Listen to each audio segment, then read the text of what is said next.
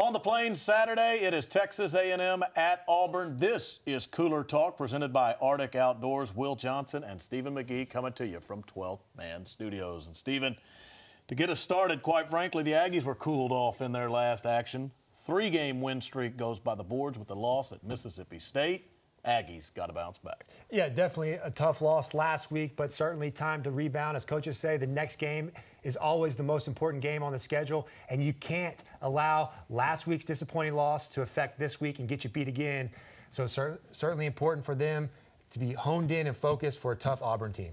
As usual, you'll pick a key player to watch on the offensive and defensive side of the ball. When it comes to Texas A&M's offense, you're going with a wide receiver. Yeah, definitely so. Courtney Davis, a guy that should be featured one-on-one on the outside. A lot of attention in the last couple weeks, trying to slow up Travion Williams, load up the box, which means that when that safety comes down from a two-high look to a single high, one-on-one outside, time for Courtney Davis, time for these other wide receivers to step up and make some big plays. Certainly we know the Auburn offense is going to try to generate explosive plays, so we have to be able to counter that offensively. It's an SEC West matchup, so the trenches are always going to be important. Defensively, you're pinpointing Landis Durham. Yeah, the key this week is to get after their quarterback. He's a very talented football player, the guy that we know last year, from the game last year, that he can generate a lot of yards and a lot of points quickly.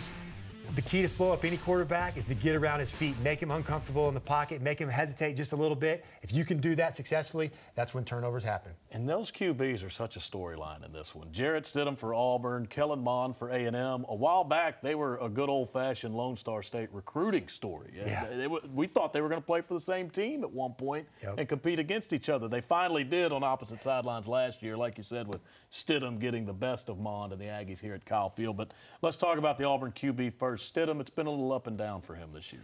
Yeah, they aren't near the team that they were last year. Certainly not as many pieces around him, and he's struggled. He's made bad decisions under pressure, and that's led to turnovers that have really cost them and in that home environment. So I think very key to get up on them early, run the football well, control the clock, keep him off the field. But when their offense is out there, this defensive front for the Aggies that's created so much pressure consistently this year has got to win the line of scrimmage and get after him.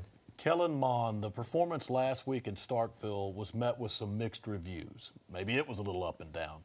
But do you think he's just got to get some more help than he got against the Bulldogs on Saturday? Yeah, it takes all 11, right? It takes everybody. Quarterback performance is really driven by a lot of the guys around him sometimes, and we like to blame the quarterback, but hey, it's the nature of the beast. When you lose, you're the worst guy on campus, but when you win, you're certainly the hero.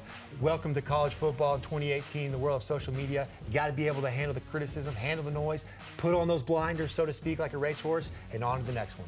A&M, Auburn, 11 a.m. from Jordan-Hare Stadium.